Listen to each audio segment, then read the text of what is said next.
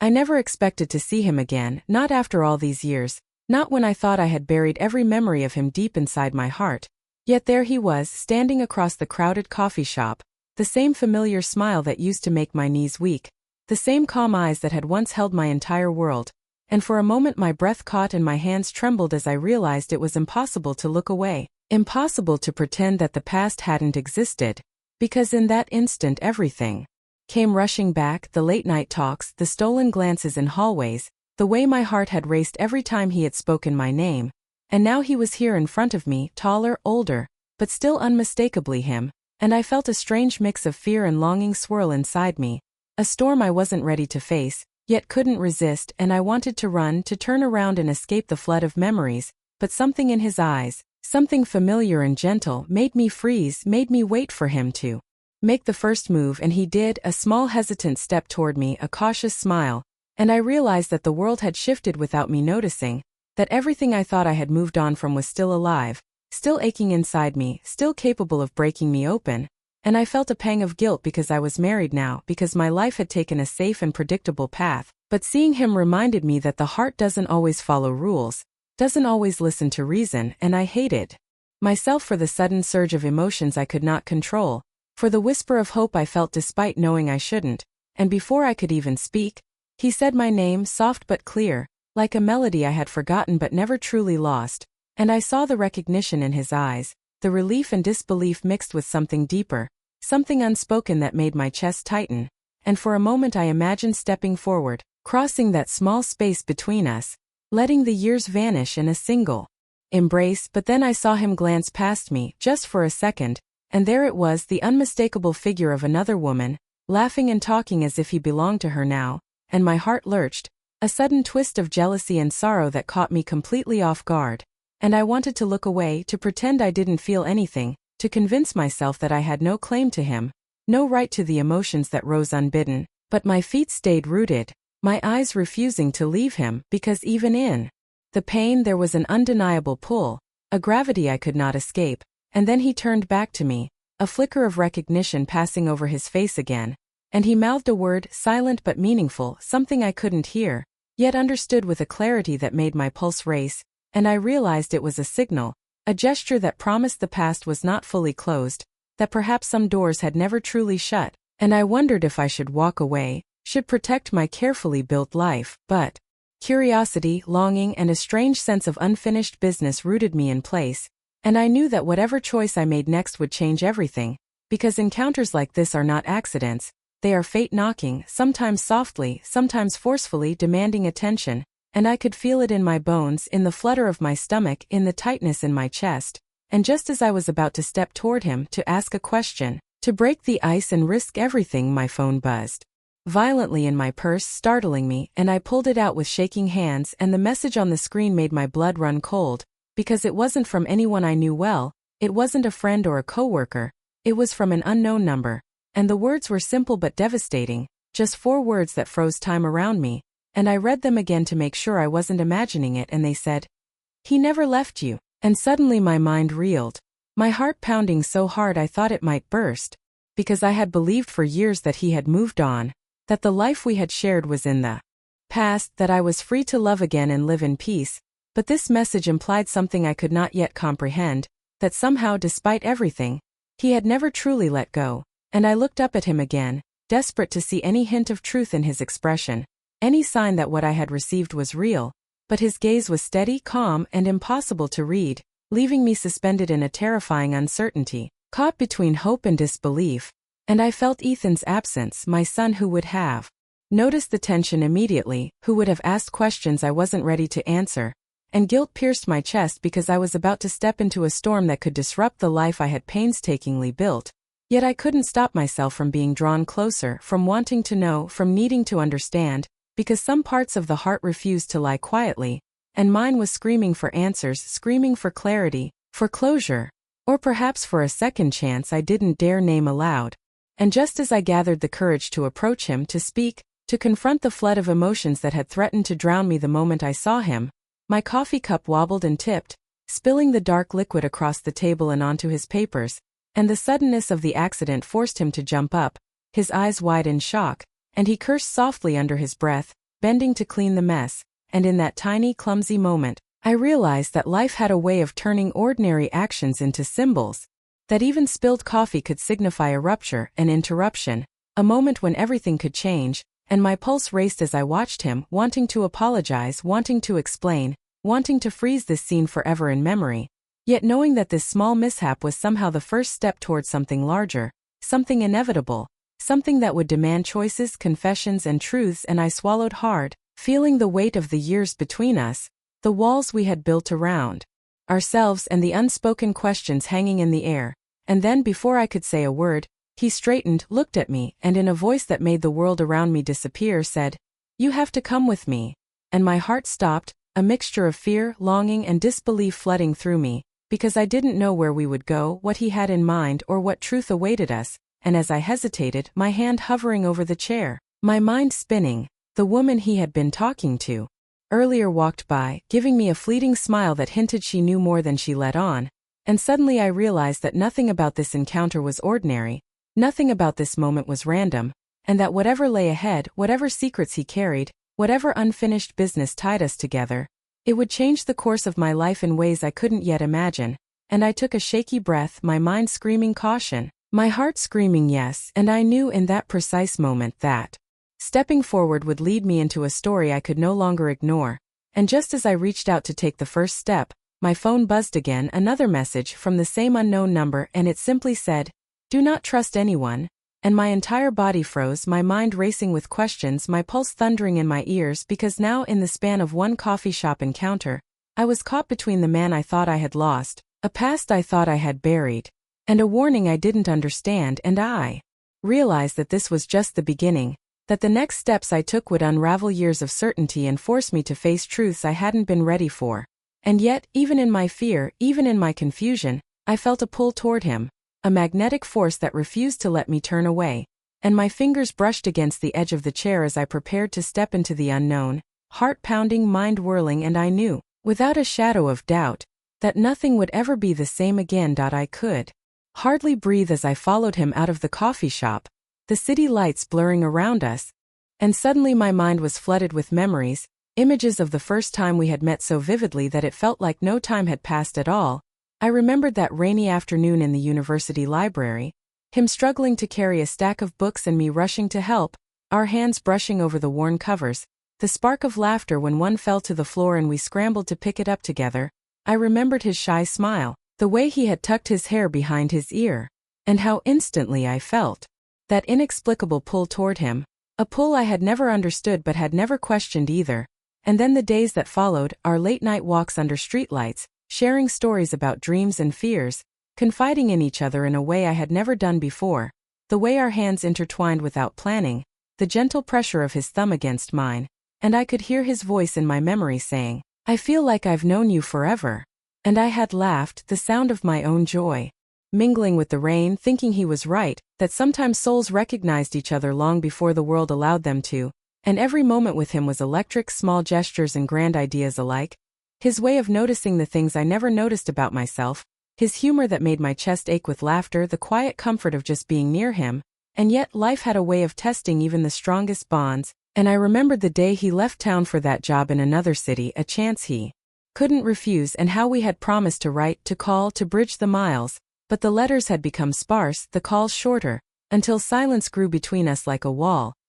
neither of us wanted to confront but couldn't tear down. And I had stayed, waiting, hoping, counting the days, imagining his return, but the uncertainty gnawed at me, a slow ache that hardened my heart in ways I hadn't known were possible. And now, standing here with him again, I realized how much of my life had been shaped by that separation, by the quiet misunderstanding that had kept us apart, because I had thought he had moved on, and he had thought I had forgotten, and neither of us had spoken the truth when it mattered most, each of us trapped by pride, fear, and the assumption that the other no longer cared. And I could see in his eyes that same mixture of regret and longing, the unspoken apologies and the words we never said, and it was almost unbearable to witness the weight of lost years in the lines of his face, the way his shoulders seemed to carry the memory of every misstep, every missed opportunity. And yet, even in that pain, there was something tender, a reminder of why we had connected in the first place, that raw, unexplainable chemistry that had refused to vanish despite time and distance.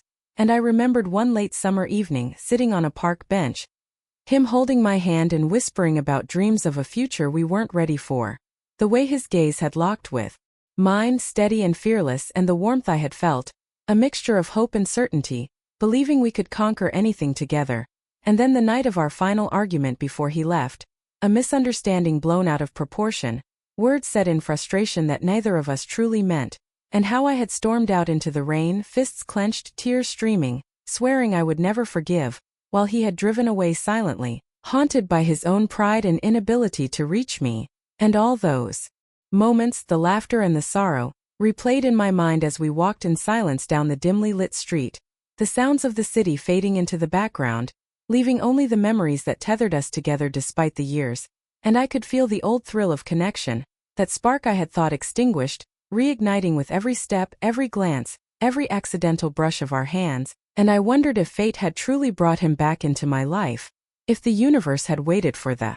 perfect moment to reunite us, or if this was a coincidence too powerful to ignore. And then, as we paused at a crosswalk, I noticed something tucked in the pocket of his coat, a small envelope, yellowed at the edges, sealed with a mark I recognized instantly, my initials written in his careful handwriting. And my heart leapt because I had never seen him write letters like this before, never expected that he would carry a piece of me with him all these years. And when he turned to me, his expression unreadable, he said simply, "I meant to give this to you a long time ago." And I felt a shiver run through me as I realized the contents could change everything I believed about our past, could reveal the reason for our separation, the truth behind the silence that had stretched between us like an unbroken chain. And I wanted to reach for it, to hold it, to understand, yet fear rooted me in place, because what if it wasn't what I hoped? What if it held the pain of choices I could never undo? Yet the pull was too strong, the need to know overwhelming. And I watched as his fingers brushed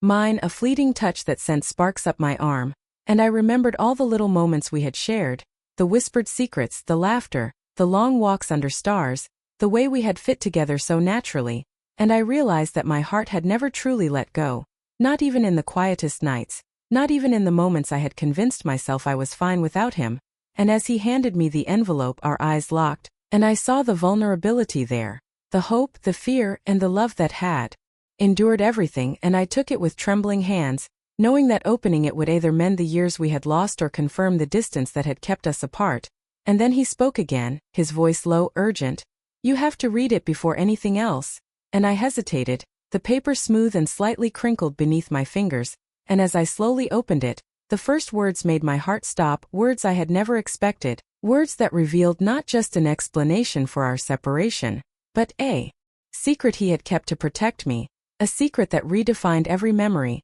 every misunderstanding, every assumption I had carried for so long. And I felt the world shift beneath me as I read, the revelation hitting me harder than anything else ever could. And I realized that the story of us was far from over, that the past had been complicated by choices and circumstances I had never known. And in that instant I understood that the love I had thought was lost had been waiting, quietly, patiently, for the moment we were both ready. And just as I lifted my gaze to meet his, to search for the truth in his eyes, the sound of my phone buzzing in my bag startled me, a second message from the unknown number appearing again, and it simply said, "There is more you need to know." And I felt my pulse quicken, the thrill of discovery mixed with a tremor of fear, and I knew that the story we had started years ago was only beginning a new chapter.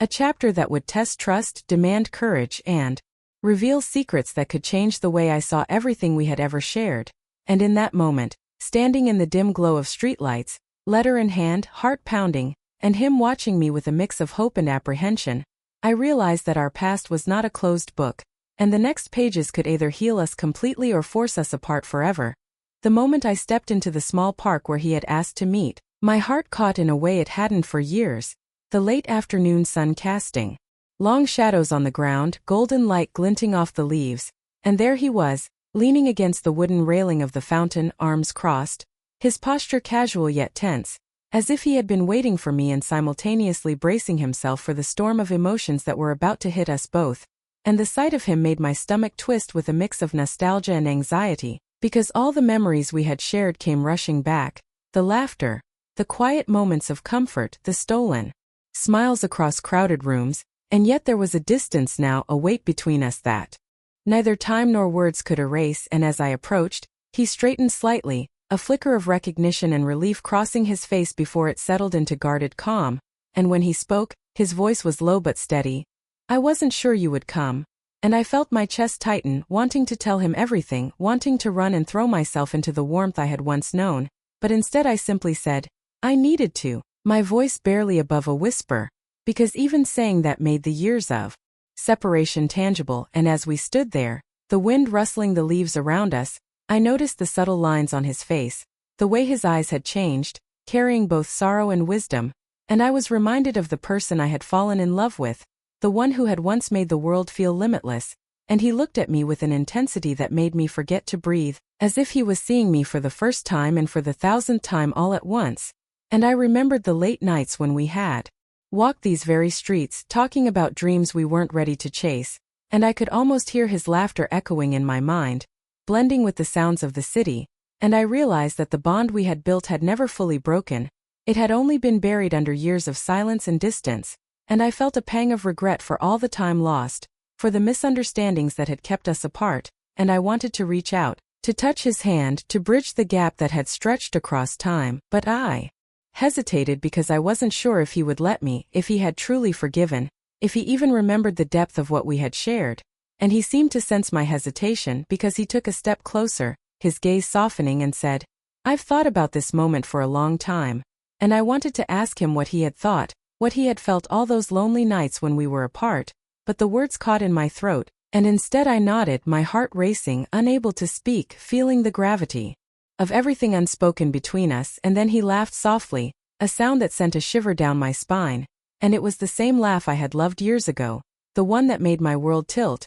and I felt tears prick at my eyes because the years had been long, painful, and full of questions with no answers, and yet here he was standing in front of me, tangible and real, and I realized that sometimes love doesn't fade, it waits quietly, patiently, until the right moment forces you to confront it, and I asked quietly, "Why now? Why did you reach out after all this time?" And he swallowed, his jaw tight, and finally said, "Because I couldn't keep pretending that nothing mattered, that what we had didn't change me." And I felt the old ache in my chest, the longing I had buried deep, rise up in a way that was both terrifying and exhilarating, and I wanted to ask him 1,000 questions, to demand answers, to confess everything I had held back, but the words eluded me, and instead he reached out, brushing a loose strand of hair behind my ear, a gesture so familiar and intimate that it pulled me forward, closer, yet the air between us still held hesitation, and he took a step back as if realizing the tension he had sparked, his eyes dark with emotion, and he said, "I'm not asking for anything yet, just the chance to be honest with you." And I felt my pulse quicken because honesty was all I had ever wanted, all I had waited for, yet it carried with it a risk, a vulnerability I wasn't sure I was ready to embrace. And I remembered the night we had parted, the misunderstanding that had driven us apart, the words left unsaid, the pride and fear that had built walls around our hearts, and I realized that facing him now, standing under the soft light of the park, was the first step in tearing those walls down, yet terrifying because it meant reopening wounds that had barely healed, and I wanted to run and stay safe in the comfort of my orderly life, but the pull toward him was too strong, the memories too vivid, the connection too alive to ignore, and he noticed my conflicted expression, his voice soft but steady. "You don't have to decide anything right now, I just need you to know the truth about me, about us." And the words struck me like lightning because they carried weight, they carried hope and a challenge, and I wanted to ask what he meant, to understand the layers of meaning in his tone, the hint of guilt, the shadow of past mistakes, the remnants of love, but before I could speak, he looked down at something in his hand, a small folded piece of paper, and my breath caught as he held it out toward me, saying, "There's something I never gave you, something I should have when I left." And I reached for it, hands trembling, heart pounding, and as I unfolded the paper, my eyes widened because the words on it weren't what I expected. They revealed a secret from our past, a truth that cast our entire history in a new light, making me question everything I had assumed about why we had separated, about what he had felt, about the choices that had driven us apart. And in that instant the air between us became electric, charged with possibility, with longing, with uncertainty, and I realized that this moment, this reunion, was not just about rekindling what we had lost, It was about confronting the truths we had hidden from each other for years, the fears, the mistakes, the unspoken emotions, and I felt tears sting my eyes, not just for the past, but for the future that suddenly seemed uncertain, fragile, and thrilling all at once. And as he looked at me, waiting, breathing, shallow eyes searching mine, I knew that whatever decision I made next would change everything. And I also knew that I couldn't look away, couldn't turn back, because the paper in my hands, the emotions between us, the memories and the tension, had pulled me into a story that had never truly ended, and I had to face it, had to confront him, had to step into the unknown. And just as I opened my mouth to speak, to ask the first question that could unravel years of doubt and longing, he said softly, almost in a whisper, "There's one more thing you need to know about why I left." And my heart stopped, because I realized that the story I thought I knew, the history I had replayed 1,000 times in my mind, was only part of the truth, and whatever came next would decide whether we could heal together or remain prisoners of the past. And I felt every heartbeat in my chest echoing with the weight of that moment, suspended between fear, hope, and the undeniable pull of the love that had never really left us, knowing that the next word, the next confession, could change everything. That I looked at him, the small folded paper trembling in my hands, and waited for him to speak, the park around us fading into silence, the soft rustle of leaves the only sound, and I could see the conflict in his eyes, the hesitation, the weight of years pressing down on him, and finally he took a deep breath and said, "There's something I never told you before I left, something that made me believe I had no choice." And my heart thudded, because I had spent years imagining reasons, blaming myself, wondering if I had failed him or if life had simply taken him away. And I realized that everything I had assumed might have been wrong, that the story I had been telling myself for years could be incomplete, and I urged him quietly, almost pleading, "Tell me," because I needed to know, needed to understand, and he nodded, swallowing hard, his hands tightening around his coat pockets, and then he said, "When I got that job in the other city, I found out my father was sick. He didn't want anyone to know at first, and he asked me to stay and take care of things. He wanted me to leave quietly, to focus on family duties, and I thought if I stayed here with you I would be selfish, I would abandon them, and I believed you deserved someone who could be present, fully, without obligations pulling him away, and I convinced myself that leaving you was the right choice." And my chest ached, a mix of relief and heartbreak flooding me, because it wasn't that he had stopped loving me,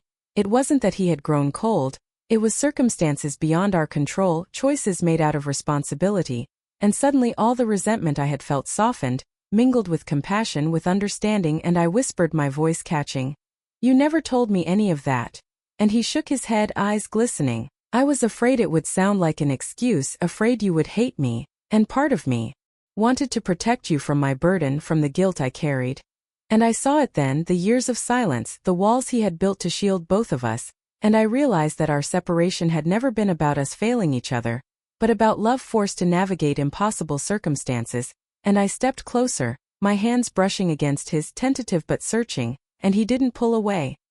his fingers curling slightly toward mine. And I could feel the tremor of emotion running through both of us, the tension of lost years, the ache of longing, the unsaid words finally surfacing in this quiet moment. And I said softly, "I thought you stopped caring, that you didn't want me anymore." And he shook his head, voice low but steady, "I never stopped. Every day I thought about you, about us, about what could have been if I had chosen differently." And I felt tears prick my eyes, hot and sharp, because I had carried the same weight, imagining him happy without me, imagining our lives running parallel but never intersecting. And now the truth was here, raw and unvarnished, more powerful than any assumption or fear. And I whispered, "Why didn't you trust me to understand?" And he looked at me, eyes deep pools of regret and hope, and said, "Because I thought I had to protect you from pain. But I realize now that keeping the truth from you was the biggest pain of all." And I felt my throat tighten, because he was right, because silence had been a thief stealing our chance. And yet I also knew that what he had endured, the choices he had made out of duty and love, showed a depth of character I had forgotten, a depth I had always admired. And I reached out, gripping his hand firmly, looking into his eyes, and said, "We've both suffered in silence, but I never stopped loving you, not for a single day." And he drew a sharp breath, and his lips parted as if he wanted to say something, then closed again, his gaze dropping for a moment, and I realized he was holding back another layer of truth, something more, something he hadn't told me yet. And I felt my pulse quicken, desperate to know, to hear it, to finally understand the entirety of our past. And he finally met my eyes again, voice soft, almost breaking. There's one more thing you need to know, and it might change everything between us, and I don't know if I can say it without losing you again." And my heart stopped, because the words implied a choice, a revelation, something that could either rebuild us completely or shatter the fragile piece we were beginning to find, and I gripped his hand tighter, whispering, "Whatever it is, I can handle it. I want the truth." And he nodded slowly, swallowing, his jaw tight, and then he exhaled, almost a sigh of surrender. "When I left, I didn't just leave because of family. I also left because I thought you had moved on, that your life had no room for me anymore. And I heard rumors, little things that weren't true, but I let them convince me that you didn't need me, that I had to disappear." And I felt a jolt, the twist cutting through the warmth of our reunion, because now the pain of misunderstanding layered on top of our past choices made everything more complex, more real, more human, and I said, voice trembling, "Rumors? What did you hear?" And he looked down, then back at me. "I heard that you had started seeing someone else, that you had moved forward, and I didn't want to interfere. I thought if I came back I would only complicate things, but I was wrong in keeping away. Hurt us both." And my chest heaved, relief mixed with sorrow, because even in the face of lies, half-truths, and assumptions, the love had never died, had never wavered, had always existed, quietly, waiting for the right moment to be acknowledged. And I realized then that every choice we had made, every moment of separation, every misunderstanding, had been rooted in fear and love intertwined, and I could feel the weight of it pressing on us now. Heavy but necessary, shaping who we were in this moment, standing in the park, hands clasped, hearts raw, staring into each other's eyes, and I said softly, "So we were both wrong." And he nodded, tears brimming. "But we can still be right if we choose to try again." And I felt hope swell in my chest, but it was tempered by caution because the wounds were still tender, the past still shadowed our present, and just as I opened my mouth to respond, to say yes, to step forward,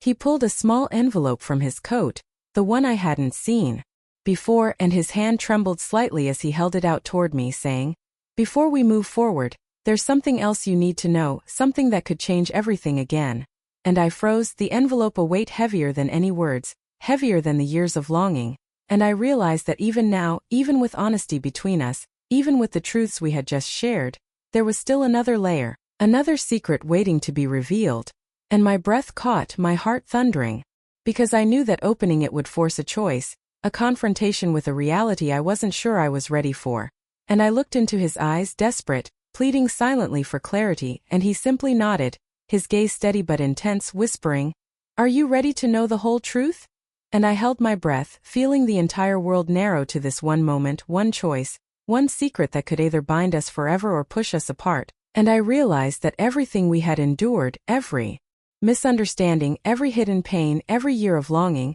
had led to this precise second, and I knew that whatever was inside that envelope could change the course of our lives forever. And I had to decide whether to open it, whether to embrace the next revelation, whether to risk heartbreak for the chance of a love reborn. And the decision hung between us, suspended, impossible, and inevitable, and I felt the pull of my heart urging me forward, the fear whispering to step back, and I realized that this was the true test of us, of trust, of forgiveness, and of love that had survived everything. And I raised my hand slowly, trembling, and touched the envelope, and the world seemed to hold its breath, waiting for the choice I was about to make. I opened the envelope slowly, my hands shaking, and inside was a letter neatly folded, the paper slightly worn, and as I read the words my breath caught, because they were his confessions, his apologies, his truth laid bare, and he had written about everything he had felt during the years apart, about the fear that had kept him silent, the longing that had never faded, the mistakes he wished he could undo, and the love he had carried in secret. And each sentence pierced me with both sorrow and relief, because the misunderstandings that had haunted us for so long were finally explained, every doubt replaced with clarity, and I could feel the weight lifting from both of us, the tension, the unspoken pain dissolving into a shared understanding that neither time nor distance could erase. And I looked up at him, seeing the same vulnerability in his eyes that I had always remembered, the honesty, the hope, the silent plea for forgiveness, and I realized that forgiveness was not just for him, but for me as well, a release from years of assuming, wondering, and carrying the burden of what might have been. And I stepped closer, closing the small distance between us, and said softly, "I forgive you for everything, and I want us to start over." And he exhaled, a long shuddering breath, relief and emotion flooding his features, and he reached out, taking my hand gently in his, a touch that spoke of promises of patience, of a love that had endured more than either of us could have imagined, and we stood there, hands entwined, eyes locked, as if the world had shrunk to the space between us, every sound fading except for the quiet rhythm of our hearts. And I remembered the first time we had met, the laughter, the accidental touches, the way our souls had recognized each other, and I realized that nothing had truly changed, that beneath all the years and mistakes, our connection had remained unbroken, waiting for the moment when truth and courage would allow it to blossom again. And he squeezed my hand, whispering, "I never stopped thinking about you, not once," and my eyes filled with tears because those words carried the weight of a lifetime of longing, and I could feel the same in myself, the same ache and hope mirrored in my heart, and we walked slowly through the park side by side, talking quietly, sharing small smiles and glances, letting the years of silence and distance fall away with each step, and I realized that reunion was not just about words or gestures, it was about presence, about being willing to face the past and embrace the future together. And as we reached a small bench near the fountain, he pulled out a small key from his coat pocket, handing it to me, saying, "I kept this all these years. It's the key to the apartment we dreamed of sharing someday, and I want you to have it now." And I felt a lump in my throat, the symbolism overwhelming, because it was not just a key but a promise, a gesture that love had survived, that dreams could still be realized, that even after years of pain and separation, hope could return. And I took it, holding it tightly, feeling the warmth of his hand, the steady beat of his heart against mine. And I knew in that moment that the past had shaped us, but it did not define us, and that love, when true, could endure every challenge, every misunderstanding, every silent year, and flourish again when given the chance. And as we sat there, the sun dipping low, casting golden light across the park, I noticed a small note tucked under the key, one I had not seen before, and it simply said, "For every tomorrow we will share, a reminder that love never fades." And I smiled through tears, feeling a peace I had not known in years, a sense of home, not in a place but in the presence of someone who had always mattered.